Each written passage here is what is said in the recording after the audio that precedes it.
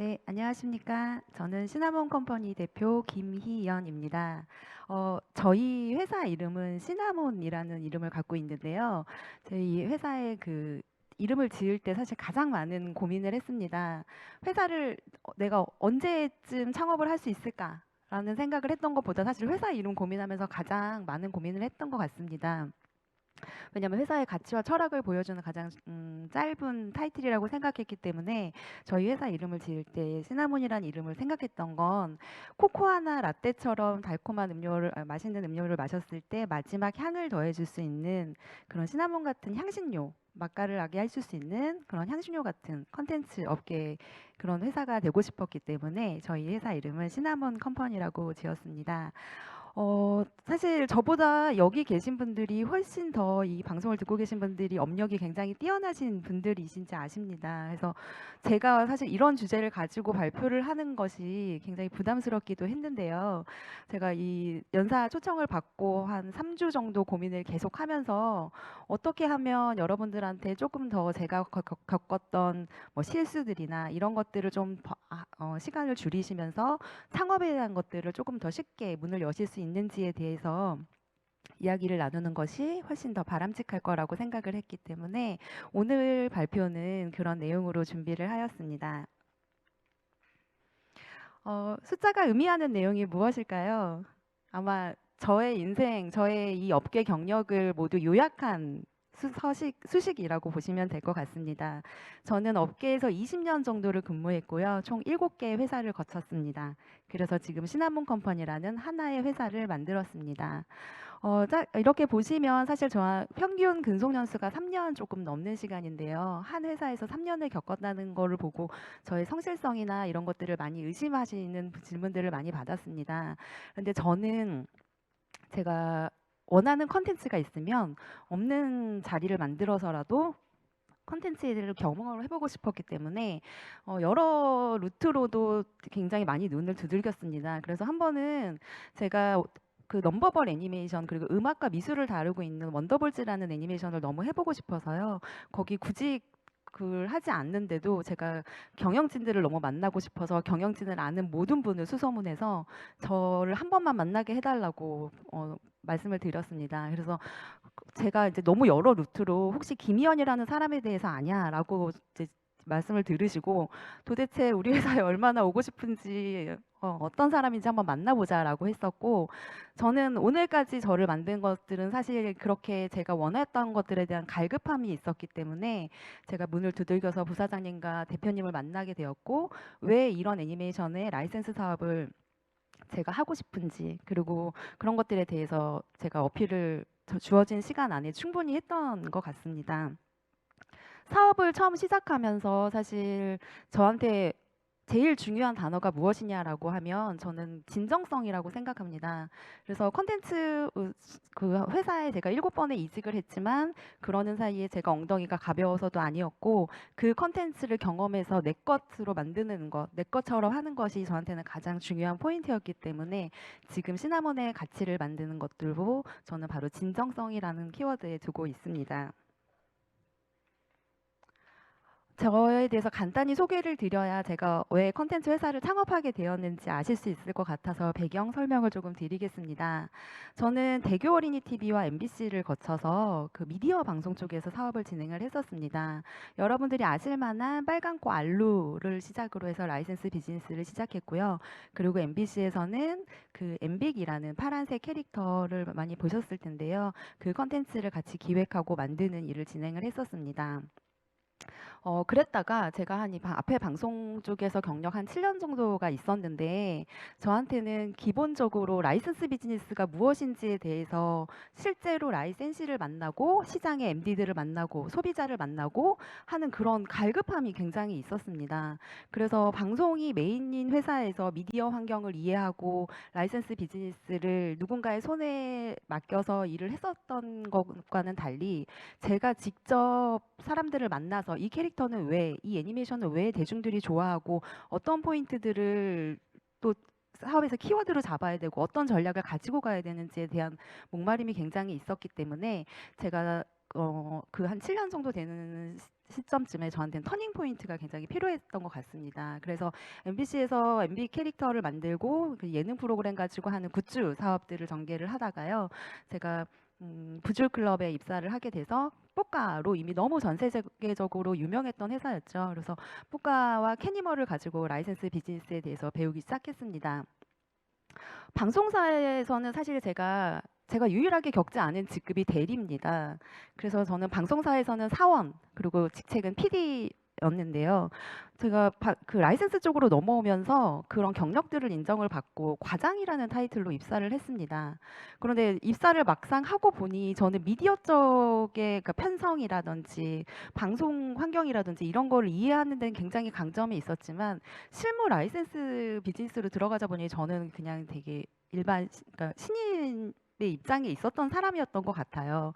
근데 과감한 결단이 필요하다고 생각했습니다. 모르는 건 모른다고 빨리 이야기하자라고 생각했고 옆에 있는 후배들을 붙들고 저는 그때부터 라이센스 비즈니스가 뭔지, 로열티는 왜 발생이 됐는지, 그리고 어떻게 투자사들은 어떻게 수익 배분을 해줘야 되는지, 왜 이 컨텐츠는 이런 사업 전략을 가지고 가는지에 대한 것들을 제가 옆에 대리 사원 친구들을 붙들고 진지하게 질문을 많이 하면서 그때 사실 저는 애니메이션을 전공을 했기 때문에 그냥 산업에 투입된 게 아니었고 앞에 7년의 경력이 있었으나 실무로 들어갔을 때 제가 모르는 걸 빨리 이실직고 하는 것이 저의 걸로 만드는 가장 빠른 길이라고 생각을 했기 때문에 그 후배들을 붙들고 질문을 많이 했습니다. 근데 굉장히 따뜻한 친구들이었기 때문에 과장이었고 팀장이었음에도 불구하고 저를 좀 빠른 시간 안에 학습을 시켜줬고 저의 장점이라고 하면 저는 학습 능력이 조금 빠른 편이라 그런 친구들을 붙들고 라이센스 비즈니스에 대해서 공부를 하기 시작했고 최근에 시나몬 컴퍼니가 교육 사업을 하고 있습니다. 그래서 컨텐츠 쪽에 전문 인력들을 키워내는 일들을 같이 하고 있는데요. 제가 이 일을 시작하게 된 거는 사실 저는 이쪽 업계에 넘어왔을 때 기본적인 개념에 대해서 이해를 하면 업무 습득 능력이 3년, 5년 정도로 확 끌어올라질 수가 있는데 대부분의 제가 겪었던 곳에서는 이제 사실 그런 걸 모두 알고 있다고 생각하고 가르쳐 주지 않음에서부터 시작되는 서로 커뮤니케이션 미스들이 좀 있었던 것 같아요. 그래서 제가 지금 교육 사업도 하고 있고 후배들을 양성할 때 후배들에게 무조건 일주일은 오리엔테이션을 진행합니다. 그래서 제가 알고 있는 기본 기회에 대한 것들을 모두 알려주기 시작했더니 그 후배들의 업무 능력이 엄청 빨리 올라오게 되고 사실 그러면 저는 팀장과 리더로서 조금 더 높은 것들을 빨리 다른 전략들을 고민할 수 있는 여지가 생겼기 때문에 조직을 이끌어가는 데 있어서 후배들에게 흘려내보내주는 선배가 되자라는 생각을 사실 저는 그때 부즈클럽과 로이비주얼을 거쳐서 생각을 많이 배우게 되었던 것 같습니다. 보시는 회사들의 이력을 좀 보면 제가 가장 좀 운이 좋았다라고 생각이 드는 는 그 당시에 가장 잘 나가는 호시절에 저는 그 회사들을 모두 겪었던 것 같습니다. 로보카폴리로 전 세계적에서 아주 큰 사랑을 받고 있던 로이비주얼에는 제가 입사를 했을 때 로보카폴리 구해오는 아빠가 진짜 아빠 그리고 폴 총리 그리고 심지어는 이제 폴리를 구하려고 갔는데 솔드아웃이 돼서 없어서 사람들이 돌멩이에 스티커만 붙어도 사겠다라는 얘기를 할 정도로 라이센스가 굉장히 인기가 높았던 시기였습니다. 그래서 제가 라이센스 담당자로 갔을 때 저를 보자고 하시는 분들이 굉장히 많아지시더라고요. 그래서 그런 분들을 뵈면서 사실은 처음에는 사업 대행을 맡겼다가 사업을 다시 회수해 오는 과정을 거쳐서 직접 로이비주얼이 라이센스 비즈니스를 시작하는 단계에 있어서 저는 이제 제가 라이센스 콘텐츠 차장으로 근무를 했었고요. 그리고 아까 말씀드린 문을 두들겨서 회사를 찾아간 곳이 시너지 미디어였습니다. 여기는 저는 사실 대학에서 애니메이션을 전공했고 한국에 있는 아이들에게 그리고 좀 전 세계에 있는 아이들에게 다양한 좀 장르의 애니메이션이 보여줬으면 좋겠다라는 생각을 많이 했습니다. 그래서 뭐 완구성이 강하다거나 아니면 스토리가 있다거나 아니면 어떤 되게 넘버버리시다거나 재미있다거나 컨텐츠는 어떤 하나라도 분명히 매력이 있어야 된다고 생각을 하는데 그 이면에 좀 다양성에 기대는 애니메이션, 우리 아이들도 그런 것들을 보고 좀 더 창의적으로 자라났으면 좋겠다라는 생각이 굉장히 있었기 때문에 미술과 음악을 주제로 한 넘버벌 애니메이션 원더볼즈를 가지고 사업을 꼭 진행을 해보고 싶었고요. 그래서 라이센스 비즈니스도 너무 재미있었지만 뭐 기관과의 협업, 그다음에 미술과 음악을 통한 아이들의 심리 치료 이런 것들을 또 경험을 하게 되었고요. 시너지 미디어가 그 이후에 발표한 작품이 특촬물이었습니다. 그래서 한국의 특촬물을 EBS와 같이 레전드 히어로 삼국전이라는 타이틀로 애니메이션을 실사 특수 촬영 드라마를 만들었는데요. 제가 기존에 겪었던 것들은 대부분 다 애니메이션 캐릭터 그리고 창작의 영역에 100% 의존하고 있었던 거에 반해 특수 촬영 드라마는 배우들이 나오고 실제로 촬영을 하고 하는 영화와 같은 장르였기 때문에요. 또 이런 컨텐츠를 다루면서 배우들과의 스킨십이라든지 팬사인회라든지 되게 또 다양한 새로운 경험들을 할 수 있었던 것 같습니다. 그래서 저는 그런 경험들을 바탕으로 제가 짧게 거치기는 했지만 SBA 서울 애니메이션 센터에서 그 정부기관, 공공기관에서 근무를 하면서 공공기관은 저런 컨텐츠 업체들에 대해서 어떤 고민을 하고 있을까? 그리고 어떤 정책들을 만들까? 이런 것들에 대해서 공부를 또 저는 저 기관을 통해서 학습을 많이 했던 것 같습니다. 그래서 예전에는 사실 지원 사업 서류를 쓴다고 하면 기업의 입장에서 본인 그러니까 회사를 어필하거나 컨텐츠를 어필하는데 굉장히 주력을 했다라고 하면 기관에서 원하는 이 지원 사업의 특성은 무엇일까라는데 조금 더 고민을 하게 되었고요. 그래서 정부 쪽이라든지 공공기관이라든지에서 원하는 컨텐츠 회사의 모습에 대해서도 조금 더 다각도로 고민해 볼 수 있게 된 것 같습니다.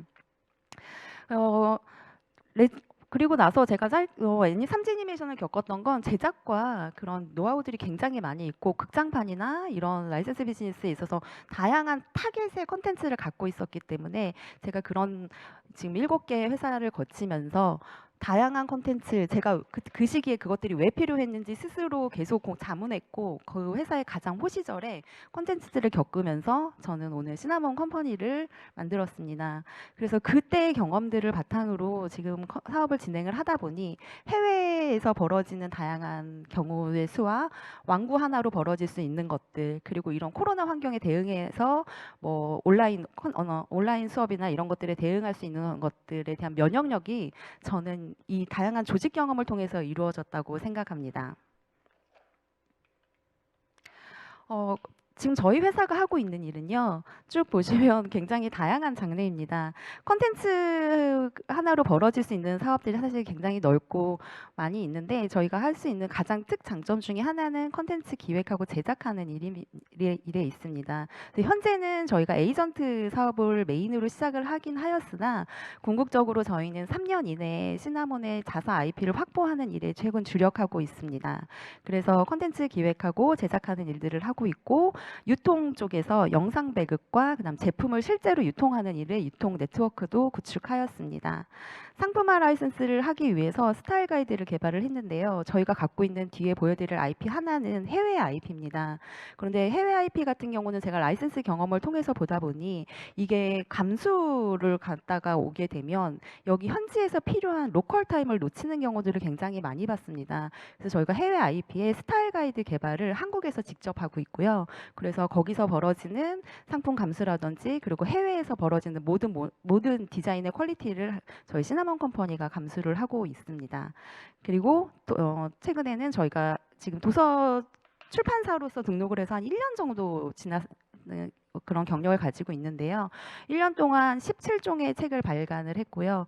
그리고 이렇게 출판 사업을 해야겠다라고 생각했던 건 저희가 갖고 있는 2개의 IP가 유아, 교육의 키워드를 갖고 있기 때문에 교육과 가장 밀접한 카테고리가 도서라고 생각했습니다. 그리고 최근에는 TV 시리즈보다는 사실 뉴미디어나 IPTV 등의 콘텐츠들에 대한 목마름이 굉장히 있기 때문에 이게 언어나 국가적인 경계를 굉장히 무너뜨리고 굉장히 빠른 속도로 전 세계 아이들이 보고 있을 수 있기 때문에 저희는 언어를 변환해서 이 출판물 하나를 가지고 벌어질 수 있는 2차 저작권에 대한 것들도 확보를 하기 시작했습니다. 말씀드린 대로 스타일 가이드 같은 디자인 기획 개발도 하고 있고 그리고 뮤지컬을 기획해서 해외에 판매하는 일들도 하고 있고요. 그리고 막 프로모션 이런 것들을 이렇게 잘 만들어진 컨텐츠를 더 많이 보여지기 위해서 프로모션과 마케팅도 열심히 하고 있습니다. 저희가 가지고 있는 두 가지 컨텐츠입니다. 저희 두 아이인데요. 하나는 베이비버스이고요. 하나는 토닥토닥 꼬모입니다. 베이비버스는 최근 144개국 19개의 언어로 사랑을 받고 있는 컨텐츠입니다. 제가 사업 시작하고 나서 베이비버스 어떻게 가지고 오시게 됐는지에 대한 질문을 굉장히 많이 들었어요. 왜냐하면 너무 저희는 2018년도 10월에 설립했기 때문에 업력이 굉장히 짧은 회사인데요. 글로벌 IP를 저희가 획득한 거에 대해서 많이 궁금해 하시더라고요. 제가 회사를 다니면서 창업을 해야지라고 생각했던 적은 한 번도 없었던 것 같습니다. 그 자리에서 내가 할 수 있는 것들에 대한 역량을 최대한으로 펼쳐 보여야지라고 생각을 했는데, 제가 마지막 회사를 이제 한 20년 정도 일을 하다 보니 저에게 7년 때 왔던 그 터닝 포인트 같은 것들이 굉장히 필요했던 때였던 것 같아요. 그래서 두 번째 터닝 포인트를 맞이하며 아무 계획 없이 회사를 퇴사를 하게 되었습니다. 그래서 저는 워킹맘인데요. 평상시에 일하면서 채워주지 못했던 부분들을 그 잠깐의 공백기에 아이들한테 좀 시간을 더 많이 쓰자라고 생각을 해서 매일 아이들이 놀이터에 가서 놀면 제가 앉아서 몇 시간씩 아이들과 이렇게 뭐 모니터를 하기도 하고 아이들도 안전이나 이런 것들을 지켜보기도 하고 했는데, 저희 둘째가 그때 4살이었어요. 근데 저희 아이가 베이비버스를 너무 좋아하기는 했는데, 저는 제가 컨텐츠업을 하다 보니 객관성을 잃으면 안 되겠다라는 생각이 많이 들었기 때문에 제 아이가 표준일 거라는 생각은 못 했습니다. 근데 저희 아이가 베이버스 너무 좋아했는데 엄마들이 이제 집에 들어가자라고 해서 애들을 뭐 5시, 6시 이렇게 되면 저녁 먹어야지 집에 가자라고 했는데 애들이 안 들어가는 거예요. 그랬는데 마지막에 엄마들이 이제 어둠이 깜깜하게 내리면 베이비버스 보여줄게 집에 가자 이러면 애들이 벌떡 일어나서 가는 장면들을 모니터를 하면서 이 콘텐츠 너무 괜찮을 것 같은데? 라고 생각을 했어요. 그래서 사업을 하겠다고 마음먹었던 게 아니라 그때부터 베이비버스는 어떤 콘텐츠고 사업이 어떻게 벌어지고 있고 이 회사가 가려고 하는 방향이 뭐지? 라는 고민을 굉장히 많이 심도 있게 할 수 있는 여유가 생겼던 것 같아요. 그래서 제가 없는 자리 만들어서 찾아가는데 전문가이기 때문에 베이비버스도 그 회사의 컨텐츠 포인트를 찾아 저의 지인들을 모두 풀어서 연락을 했는데요.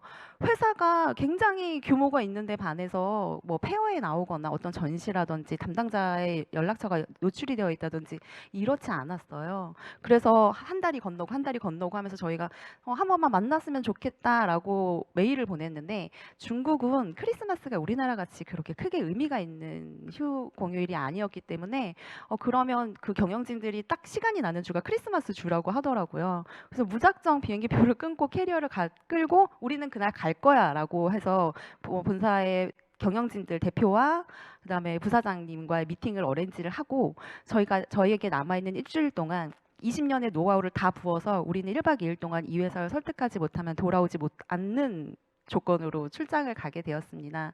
그래서 같이 사업을 시작한 이지혜 실장과 저와 그리고 이제 중국어 통역을 하시는 담당 과장님 3분이 가게 되었고요. 일주일 동안 우리가 왜 베이비버스를 해야 되는지에 대한 것들에 대해서 설득할 수 있는, 그리고 무조건 내 걸로 만들어야 된다라는 되게 절박함이 있었기 때문에 그런 것 전략에 대해서 많이 고민을 했었습니다.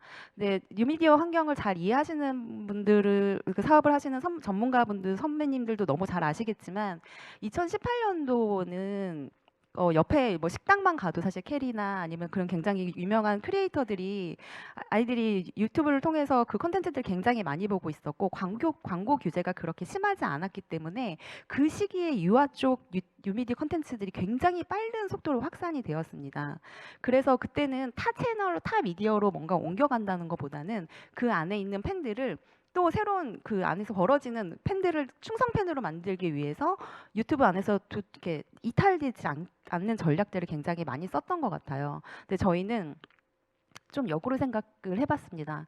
그래서 저도 엄마기 때문에 이 뉴미디어 콘텐츠, 애들이 스마트폰을 들고 장시간 콘텐츠를 보는 거에 대해서 약간의 죄책감 같은 것들이 분명히 있기 때문에 그런 것들을 만회하기 위해서 우리는 교육에 더 집중해야 된다라는 메시지를 전달을 하고 싶었습니다. 그래서 EBS를 만났고요. EBS 키즈를 만났어요. 그래서 EBS 키즈 같은 경우는 지금 딱 그 유아 초등까지의 타겟을 가지고 있고, EBS는 또 이제 전체 0세부터 80세 전체 타겟에 대한 편성을 가지고 있기 때문에 저희는 퀴즈 쪽에 좀 더 집중하고 싶었습니다. 그래서 EBS 퀴즈 담당자를 2018년 저희가 크리스마스 가기 전이니까 12월 달에 만났습니다.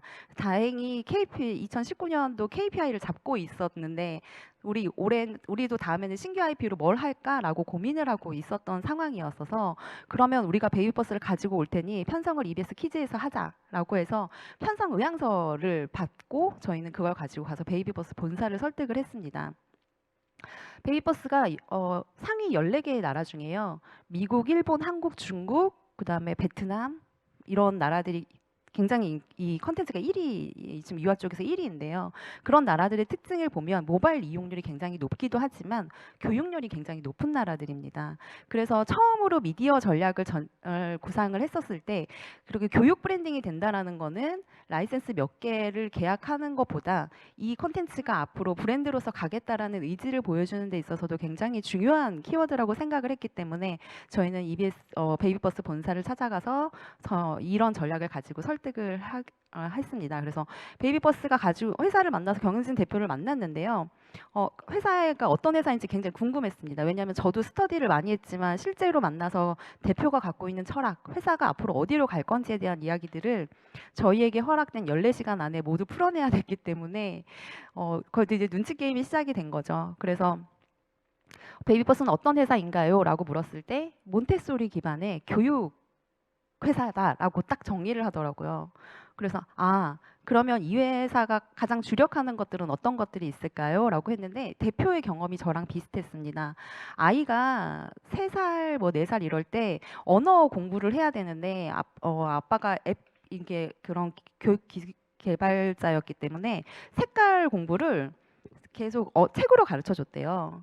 그런데 아이가 이게 재미가 없으니까 색깔을 구분을 못 하더래요. 그래서 한 달 정도를 우리 아이가 생맹인가? 라고 고민을 해서 그런 거 사실 인정하는 건 쉽지 않으니까 아빠가 해볼 수 있는 모든 것들을 다 해보는데 그 과정에 아빠가 어플리케이션 개발자들과 회사 그런 팀워크들이 있으니 그러면 색깔 공부를 한번 재밌게 해보자라고 해서 어플리케이션을 만들었던 게 베이비버스 색칠놀이입니다. 그래서 그렇게 해서 자기 아이에게 테스트를 했는데 아이가 일주일 만에 색칠에 대한 개념을 이해를 하게 되었다고 해요. 그래서 교육도 스마트하고 재밌게 할 수 있어. 그리고 글로벌 정서로 가려고 하면 이 교육 기반이 중국이나 아니면 한국이나 어디 한 나라의 타겟이 된 게 아니라 조금 더 글로벌한 검증이 된 교육 솔루션을 가지고 이 컨텐츠들을 만들자였기 때문에 저희가 EBS 키즈에서 이렇게 하고 공연도 뮤지컬도 가족 패밀리 뮤지컬로 갔으면 좋겠습니다라고 해서 이런 전략들을 가지고 왔을 때 그런 회사의 결이 잘 맞았던 것 같아요. 나중에 듣자 하니 되게 큰 회사들이 많이 찾아왔다고 하시더라고요. 근데 그때 서로 좀 통했던 것들은 그런 부모의 마음으로서 시작되었던 콘텐츠에 대한 기획과 그리고 저희는 또 저희가 이런 사업을 그러니까 진행을 할 때 내 것처럼 내 아이가 봤으면 좋겠는 마음으로 콘텐츠를 이렇게 사업을 진행하겠다라고 했던 그런 결들이 굉장히 잘 맞아서 저희는 베이비버스 사업을 그렇게 시작을 하게 되었고요. 옆에 보이시는 또 다른 아이, 저희 또 다른 아이 토닥토닥 꼬모입니다. 사실 베이비버스보다 먼저 계약을 했어요. 저희 회사가 2018년 10월에 설립을 했는데 저희는 계약과 동시에 첫 번째 도장을 찍은 회사입니다. 꼬모가 좋았던 이유는 지금 사회적으로도 굉장히 문제가 되고 있는 분노 조절 장애라든지 어른들이 감정 소모를 제대로 하는 법을 제대로 배우지 못했기 때문에 벌어질 수 있는 문제를 유아기에 감정 표현을 명확하게 할 수 있는 것들을 소재로 한 감정 솔루션 애니메이션이기 때문입니다. 그래서 아이들이 화가 나거나 뭐 할 때 무조건 참아, 울지 마 이런 게 아니라요. 울어도 돼. 토닥토닥. 너 지금 그럴 수 있어. 토닥토닥. 그런데 네가 왜 화났는지 정확하게 알아볼까? 라고 하는 것들을 애니메이션으로 굉장히 따뜻하게 전달하고 있었기 때문에 저희는 우리 아이들에게 이런 콘텐츠가 분명히 필요하다고 생각했습니다. 그래서 제가 알을 품듯이 꼬모를 정말 제 것처럼 사실 저희는 지금 에이전트업이기 때문에 온전히 제 거는 아니지만 저는 항상 제 것처럼 생각하는 마음으로 사업을 진행하는 것이 가장 저희 회사의 진정성과 맞닿는 부분인 것 같습니다. 시간이 굉장히 많을 줄 알았는데요. 시간 뒤에 부분이 많이 남아서 짧게 진행해야 되는 부분도 좀 있을 것 같습니다. 2018년 10월에 회사를 설립했고요. 말씀드린 대로 토닥토닥 꼬모를 2018년 10월에 계약을 하게 되었고 2019년 1월 크리스마스가 지난 그 다음 주에 베이비버스 사업 계약을 진행을 하게 되었습니다. 그리고 좀 고무적인 거는 저희가 2019년 7월 달에 베이비버스 사업 설명회를 진행하게 되었는데요. 이게 컨텐츠를 가지고 와서 사업 설명회가 코로나가 지금 없다면 많은 컨텐츠 회사들이 이렇게 진행을 하셨을 거예요. 근데 저희는 사실 그런 데 있어서 콘텐츠 지금 코로나에 대한 부분에 대한 사전에 오프라인으로 해야 되는 것들을 많이 그 전에 좀 진행을 했었기 때문에 저희 오히려 온라인 쪽에서는 훨씬 더 역량이 없게 사업을 잘 진행하고 있는 것 같고요. 2019년 7월에 SPP 지금 저희 사무실도 SB에서 지원해 주는 공간입니다. 창업을 희망하시는 분들이시라면 다양한 지원 사업들이 있겠지만 사무 공간도 굉장히 중요할 것 같아요. 그래서 저희가 SBA에 그런 또 입찰이 나서 이제 사무실 비딩 컨텐츠 서울시에 있는 컨텐츠 회사들을 비딩을 해서 저희가 거기를 입주를 하기로 하고 사업 설명회를 일주일 뒤에 진행을 하게 됐어요. 그래서 텅텅 울리는 빈 사무실에서 둘이서 라이센시들에게 다 연락하고 중국에서 손님 초대하고 그 SPP 행사 자체도 서울시가 올해의 컨텐츠 이그나이트라는 행사 컨텐츠를 뽑는데요. 그때 저희가 EBS 미디어와 같이 이 프로젝트를 소개할 수 있는 기회에 또 선정이 되어서 서울시의 예산을 가지고 할 수 한 SPP라는 큰 행사에서 사업 설명회를 펼쳐 보이면서 460여 개의 업체들이 이제 저희한테 관심을 가져주셨고 거기서 라이센스 계약이 굉장히 완성하게 되었고 앞으로 베이비버스는 어떻게 사업을 진행하겠다라는 것들을 보여드릴 수 있었습니다. 그 이후로 뭐 다양하게 많은 사업들이 진행이 되는데 뒷부분에 조금 설명이 있어서요. 네. 제가 여기 영상 CF랑 이런 광고를 좀 보여드리고 싶었는데 그 부분은 조금 스킵을 하도록 해야 될 것 같습니다. 네. 저희의 가장 주력은 베이비버스를 가지고 세계관을 확장하는 것들에 대한 목표를 가지고 있습니다. 그래서 뉴미디어 콘텐츠들이 갖고 있는, 그러니까 예전에 같으면 TV 시리즈 콘텐츠들은 이미 세계관이나 이런 것들을 보여주기에 굉장히 롱 필름, 오리지널 필름을 가지고 사업을 전개를 하는데요. 베이비버스 같은 경우는 교육의 근간이 있지만 앞으로 더 보강해야 될 부분은 오리지널 필름을 구축하는 데 있다고 보여집니다. 그래서 저희가 오리지널 필름을 같이 지금 저작사랑 베이비버스 그룹과 함께 시나몬 컴퍼니가 공동 제작을 하고 있고요. 동시에 프랜차이즈 지금 계획을 잡고 있어서 3편 정도를 동시에 만드는 작업들을 진행을 하고 있고요. 작은 회사지만 아이들한테 받은 사랑을 돌려줘야 되겠다라는 신념 같은 것들을 작을 때 실천하지 않으면 못할 것 같아서 사회공헌 프로젝트들을 진행하고 있습니다. 그래서 초록우산 어린이재단이라든지 아니면 삼성 어린이병원, 뭐 이대 목동 어린이병원, 그리고 경부구정청 이번에 코로나가 심해졌을 때 마스크 기부하는 저희가 작년에 작지만 그 기부 영수증을 굉장히 많이 받은 마스크 기부 천사로 올해를 보내게 되었고요. 그리고 옆에 있는 기관들과의 협력을 통해서 좀 사회에 다시 환원하는 것들을 굉장히 해보고 싶었습니다. 그래서 저희가 갖고 있는 컨텐츠를 가지고 했던 사례 중에요. 네.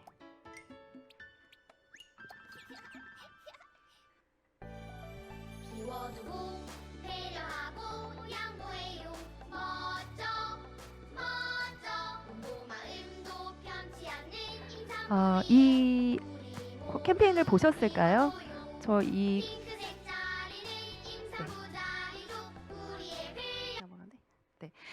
임산부 배려 캠페인 같은 경우는 저희가 서울교통공사랑 같이 진행을 했던 프로젝트입니다. 제가 이 프로젝트를 기획하게 됐던 거는 사실 대중교통을 타고 출퇴근을 하면서 임산부였던 경험들을 가지고 어떻게 하면 미래의 아이들, 그러니까 미래에 곧 태어날 우리의 잠재 고객들에게 우리 캐릭터가 잘 노출됐으면 좋을까라는 고민 하나와 엄마들이 편해야 아이들이 편해질 수 있다라는 고민을 더해서 교통공사를 찾아가서 마케팅을 진행하자고 했습니다.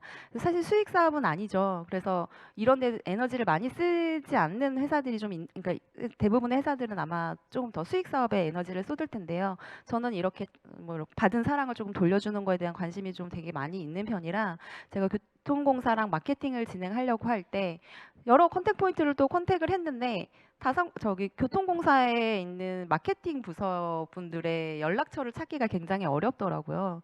그래서 저희 실장님이랑 앉아서 우리는 무조건 교통공사랑 이 임산부 배려 캠페인을 좀 해야 되겠어라고 해서 전화번호를 찾고 찾아 뭐 홈페이지를 찾고 뭘 찾고 뭘 찾고 했는데요. 마지막으로 저희한테 전달된 전화번호가 다산콜센터였습니다. 그래서 다산콜센터에 전화해서 교통공사 담당자의 연락처를 물었더니 다산콜센터에서 당황하시더라고요. 저희가 그걸 알 거라고 생각해서 전화하신 거죠? 라고 해서 여기 물어봐야 정확히 안다고 하시더라고요. 알려주세요라고 해서 그래서 그분이 책임을 가지고 저희한테 연락처를 알려주셔서 저희가 저런 마케팅을 진행하게 되었는데요. 1호선에서 8호선까지 임산부 배려 캠페인이 1일 60회 이상 노출이 되고 전 역사에서 공개 노출이 되면서 꼬모가 굉장히 인기가 확 올라가고 유튜브 구독자도 같이 상승하는 효과들을 가지고 왔습니다. 저희가 라이센스 비즈니스 하면서 조금 다른 거는요. 저희가 꼭 필요하다고 생각하는데 뭐 다른 라이센스의 손을 빌릴 수 없다고 하면 저희가 직접 기획하고 제조하는 품목들이 있습니다. 옆에 보이시는 봉제 인형 같은 경우는 저희가 딱 그만큼의 수량만 오더를 받아서 일본, 중국, 베트남에서 오더 수량을 받고 그만큼만 제조해서 없어지는 2번 모델은 딱 그렇게 가고, 옆에 보이시는 힙합 인형 버전 같은 경우도 이번에 못 사면 못 사는 아이템으로 저희는 인형 계획 쪽에 가장 디벨롭을 하고 있습니다. 그래서 뭐 어렸을 때 형이 가지고 놀던 거 동생이 가지고 놀 수도 있겠지만 아이들과 가장 스킨십이 많은 품목이기 때문에 요 아이템도 지금 가장 우리가 갖고 있는 콘텐츠 키워드와 맞는 것들로 저희가 계속 기획 개발을 하고 있고요. 출판 사업도 이렇게 진행을 하고 있습니다. 그래서 지금 1년 정도 사이에 1000개 SKU 정도의 제품이 출시가 되었고 아이들에게 가장 많이 큰 사랑을 받고 있고요. 지금 보이시는 게 아카데미 과학의 다이캐스팅을 비롯한 메인 왕구 시리즈입니다. 유하다 보니 이 왕구가 견인하는 시장이 굉장히 큰데요. 여기도 좀 되게 재미난 히스토리가, 제가 같이 그러니까 이 왕고 회사의 담당자들도 저랑 같이 20년을 겪었어요. 그러다 보니 그때 결혼을 안 하시고 아이가 없고 뭐 이랬을 때는 둘 다 서로 실무자였던 거예요. 그래서 위에서 내려주는 오더만을 가지고 열심히 그냥 일을 수행해가는 그런 분들이셨는데, 이제 이분들도 자기가 결혼을 하고 아이를 낳다 보니 아이들이 베이비버스 팬이 된 거예요. 그래서 우리 아이가 갖고 놀 수 있는 장난감, 그리고 아이들한테 아이디어를 받아서 견인차가 이렇게 뒤에 크랙을 연결해서 앞에 차를 견인해 줄 수 있는 기능을 넣어주세요 아빠라고 얘기를 한다거나, 아니면 지금 저희가 사운드버스가 나왔는데요. 거기에 시크릿 코드를 넣어서 원래 한 50여 가지 음원이 나오는데 거기에 시크릿 코드를 넣으면 그날 들을 수 있는 노래들이 음원 발표가 되는 거예요.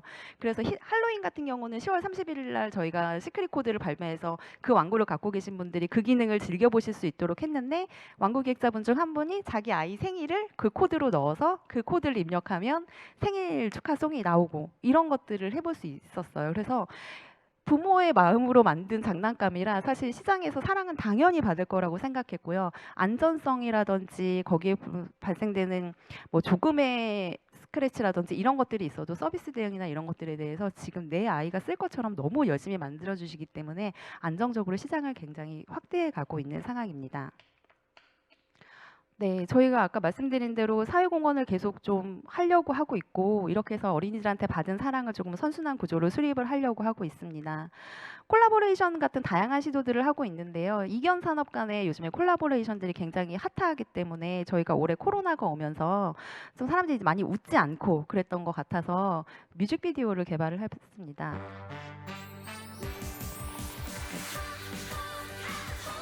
아까 보여드렸던 봉제 제품을 저희가 출시하면서요, 이 뮤직비디오와 같이 출시를 했고, 이 음원이 사람들에게 에너지를 많이 좀 줄 수 있는 곡으로 쓰였으면 좋겠다고 해서 이제 실제적으로 음원 수익도 나오고 있고, 전 세계에 또 이제 아이돌을 좋아하는 한류 키워드와 함께 연결이 되어서 콘텐츠 자체도 또 새로운 2차 저작물로 큰 사랑을 받고 있습니다. 아이고. 제가 이게 서툴러가지고. 그래서 저희 회사가 하려고 하는 거는 음원이나 애니메이션을 통한 1차 저작물을 통해서 라이선싱을 하고 출판, 공연, 극장판, TV 시리즈 같이 2차 저작물에 대한 판권을 같이 확보를 하고 같이 투자를 해서 글로벌 시장에 내놓으려고 하는 것들을 진행을 하고 있습니다.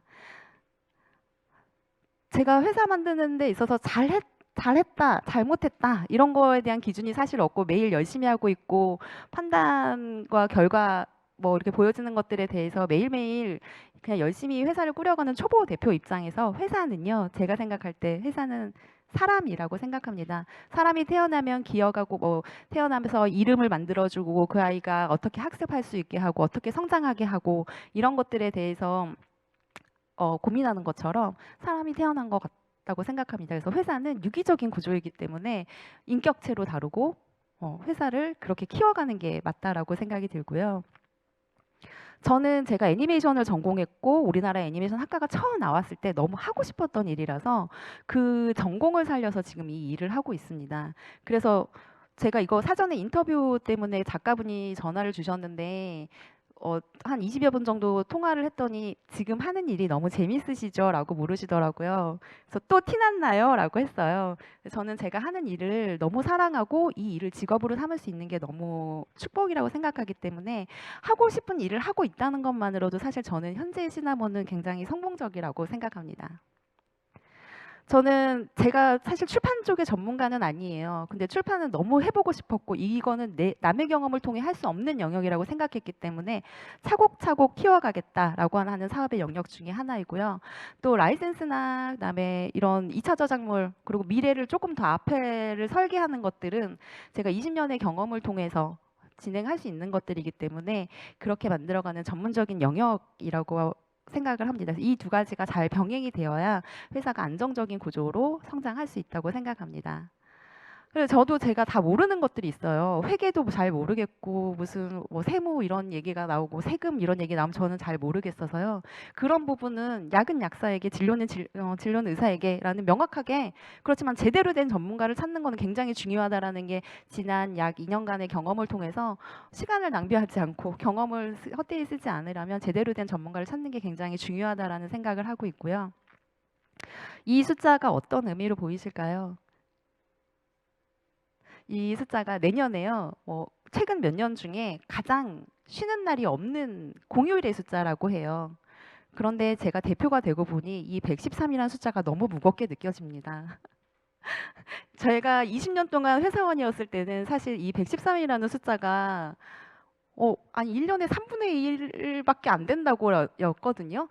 그랬는데 왜 저는 제가 처음에 일했을 때는 주 5일제가 아니었고 주 6일제였고요. 그다음에 격주제로 갔고 그리고 이제 주 5일제가 됐는데도 직원일 때는 계속 쉬는 게 부족하다고 생각했어요. 그런데 지금 제가 작지만 저희 직원들이 뭐 월차라든지 연차를 쓴다고 하면 그러면 그 일을 오늘 빨리 해서 뭔가를 받아내야 되겠네라는 계산을 쓰기 시작하면서부터 저는 이제 조금씩 대표의 냄새가 나는 사람인 것 같습니다. 그래서 입장의 차이라는 것들이 분명히 있기 때문에 조금 더 이해하고 서로를 그렇게 하는 것들이 중요하다라고 생각을 해서 항상 그렇게 마음을 먹으려고 노력하고 있습니다. 제가 20년 동안 7개 회사 거치면서 저의 가장 큰 자산은 업계의 실력이 가장 뛰어난 후배들과 함께 있다라는 겁니다. 제가 만들 수 있는 거는 사실 회사의 1, 2년 차는 제가 하는 것 같고요. 대표의 역량으로 만들어지는 것들이 많이 있는 것 같고 2년, 3년 차부터는 이런 믿을 만한 사람들이 자기의 역할을 해내면서 회사가 조금 더 커간다고 생각합니다. 저는 아직 회사의 시스템에 완전히 제가 이해했다고 생각은 하지 않지만 이런 전문가들이 저랑 같이 고민을 해주면서 나중에 또 하나의 자회사 이렇게 해서 그들을 대표를 만드는 게 저는 꿈입니다. 왜냐하면 혼자 힘들 수는 없기 때문에 저희 직원들이 잘 성장해서 좋은 대표가 되었고 또 선한 영향력을 미치기를 바랍니다. 대표가 되고 나니까요. 다시 돌아갈 곳이 없어요. 저는 좋은 대표가 되는 게 성공한 대표 그리고 회사를 잘 성공적으로 이끄는 것밖에 저한테는 선택지가 더는 없기 때문에 사업을 시작하시려고 하신다면 돌아갈 길이 없다라는 거에 대해서 한 번 더 명심하고 고민해봐 주셨으면 좋겠습니다. 겁 없이 시작하고 나니까요. 사실은 돌아갈 길이 있을 줄 알았는데요. 대표가 되고 보니 돌아갈 길이 없습니다.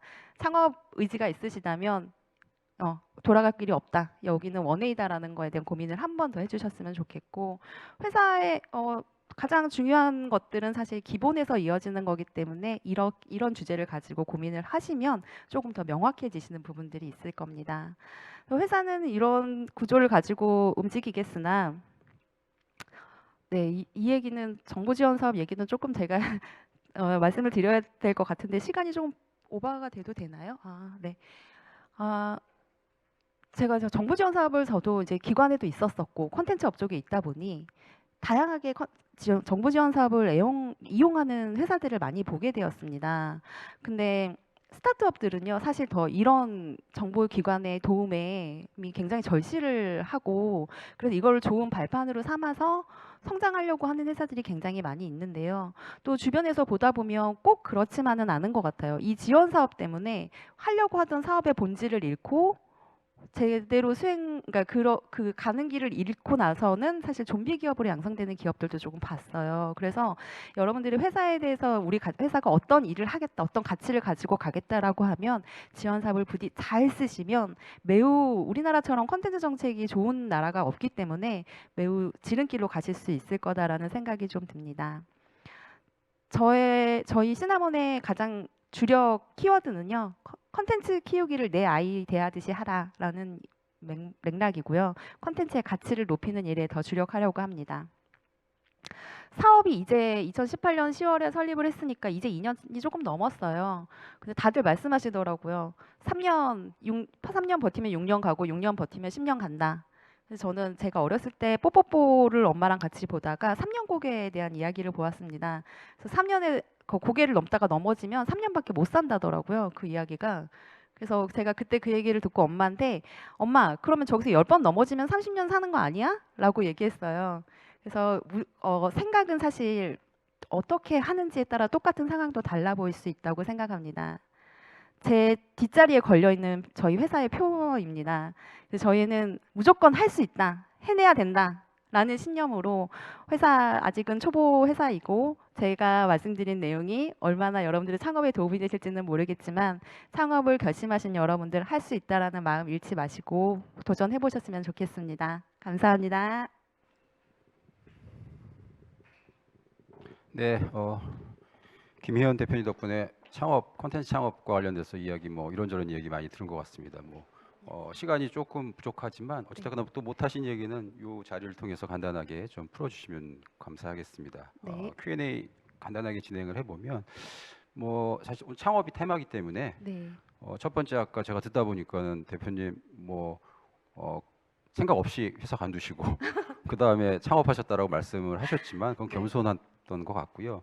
그래도 그 단계에서 어떤 비전은 있으셨을 것 같아요. 사실 우리 창업자 입장에서 가장 중요한 포인트가 아닌가 싶습니다. 그 당시 그래도 어떤 비전으로 내가 회사를 창업했는지 간단하게 좀 설명해 주시면 고맙겠습니다. 좀 전에 말씀드린 것처럼 그 컨텐츠가 요즘에 사실 굉장히 많이 있고 이런 사업을 운영하는 형태의 회사들이 굉장히 많이 있는데요. 저는 컨텐츠를 많이 제 바구니에 담는 걸 원치 않아요. 제가 진짜 사랑을 줄 수 있고 키워갈 수 있는 물리적인 시간과 에너지를 쓸 수 있을 만큼 집중하려고 합니다. 그래서 대부분의 지금 에이전트로 시작하시는 회사들은 IP를 많이 모으시거나 좀 뭔가 그렇게 숫자적으로도 사실 굉장히 중요한 부분이기도 한데요. 저는 아이에게 집중하듯이 제가 할 수 있는 그런 핵심 역량을 가지고 가고 싶어서 컨텐츠 대하는 거를 내외의 아이 대하듯이 하는 그 마음으로 지금 사업을 진행하려고 하고 있습니다. 어떻게 보면 제일 좋아하고 제일 잘 하시는 거를 행복하게 하는 그런 어떤 가장 이상적인 말씀이신 것 같아요. 근데 아까 또 제가 듣다 보니까는 베이비버스 그 중국에 그렇게 우연찮게 그 작은 회사가 큰 기회를 따내시고 이런 것들이 조금 저는 의외였어요. 왜냐하면은 되게 이제 20년 이쪽에서 굉장히 오랫동안 계신 분들이 창업을 하는 경우는 사실 어느 정도 레디하고 창업을 하셨을 거라고 생각했는데 거의 맨땅에 헤딩하듯이 들어가셔서 우연찮게 이렇게 기회를 탐지하셨다고 했는데 사실은 EBS도 연결고리를 보면 그 안에는 굉장히 전략적으로 뭔가 그래도 준비하고 있으셨을 것 같아요. 그래서 그 당시 잠깐만 더 가셔서 어떤 걸로 우리는 첫 번째 그런 작은 회사지만 큰 기회를 잡을 수 있었던 그래도 조금 더 포인트 한두 가지만 더 말씀해 주시면 감사하겠습니다. 너무 좋은 대표님들을 많이 모셨고 너무 좋은 경험들을 많이 했습니다. 근데 한 번도 회사를 다니면서 다음 회사를 결정하고 움직여 본 적은 없는 것 같아요. 그게 조직에 대한 예의라고 생각했고 그래서 나와서 제가 어느 정도라도 약간 텀이 있으면 또 저를 좋게 봐주셨던 회사에서 스카우트 제의가 있어서 제가 이직을 했던 것 같습니다. 그래서 뭐 만약에 저를 찾아주지 않으면 저는 제가 없는 자리를 만들어서라도 제가 가는 갈급함이 굉장히 있었기 때문에요. 그 마지막 회사를 퇴사하고도 사실 회사를 갈까? 다른 회사를 갈까? 아니면 뭐 창업을 할까? 고민을 굉장히 많이 했었었고 그때 베이비버스 콘텐츠에 대한 확신이 있었기 때문에 베이비버스를 찾아갔고요. EBS도 정말 뭐 타이밍이었는지 모르겠지만 내년도 먹거리를 고민하고 계실 때 베이비버스랑 같이 EBS 키즈가 갈 수 있으면 좋겠다라는 의향서가 있었기 때문에 사실 사업을 쉽게 가져왔던 것 같습니다. 그래서 그때 저는 뭐 사전에 이거 편성이나 이런 것들에 우리가 베이버스를 가져올 거야라는 확신도 없었고요. 그래서 저한테 가장 주력이었던 건 제가 사업을 진행하면 어떻게 하겠다라고 믿어줬던 그때 그 업계에 계셨던 많은 분들의 그런 믿음이었던 것 같습니다.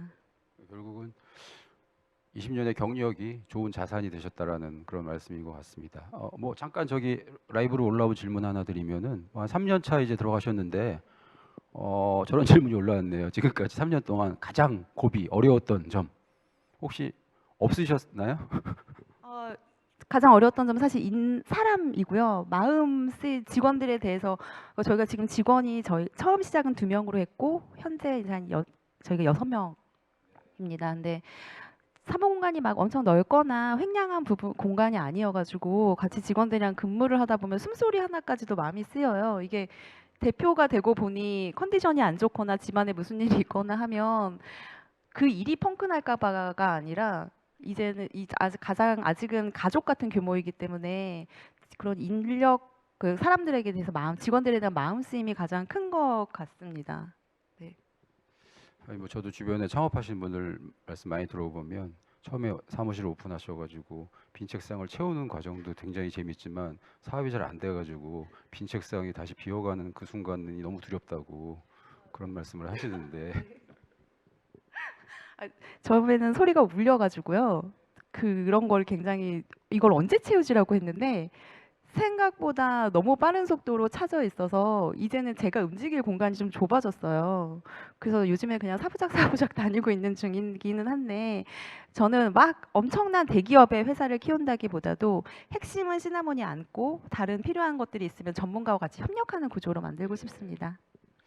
뭐 이건 창업 얘기보다는 한 달 정도만 더 말씀을 드리면은 아까 뭐 EBS에서 유튜브 말씀하셨는데 사실 요즘 굉장히 특히 유아 쪽도 미디어 시장이 너무 많이 바뀌어서 옛날 같았으면 뭐 EBS 굉장히 올인하는 시절이었지만 그렇지 않잖아요. 그래서 이런 다변화된 미디어 환경에서 특히 유아 쪽이라든지 이런 쪽의 콘텐츠에 앞으로 어떤 점을 좀 주안을 둬야 되는지 그런 것들도 예비 창업가들에게 팁을 좀 주시면 고맙겠습니다. 저도 콘텐츠에서 가장 어려웠던 것 중에 하나 그리고 저는 애니메이션을 전공했기 때문에 제작자의 마음도 너무 이해하고 있는데요.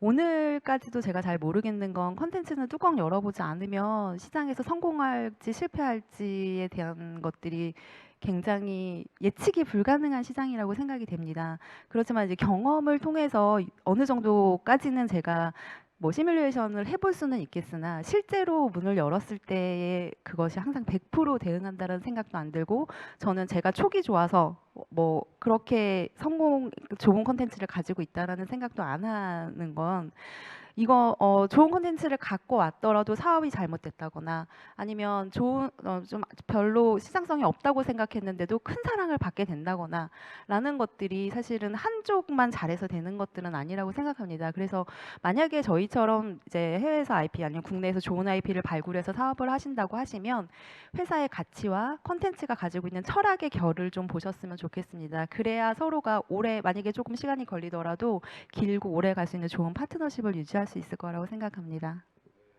오늘 뭐 짧은 시간이었지만 어찌됐거나 여기 참여하시는 분들께서도 김희연 대표님의 일에 대한 열정 뭐 이런 뭐 충분히 전달됐을 그런 시간이었던 것 같습니다. 아마 창업자들에게 제일 중요한 게 뭐 그런 거 아니겠다고 생각이 듭니다. 그래서 오늘 발표 너무 감사드립니다. 이상으로 마치겠습니다.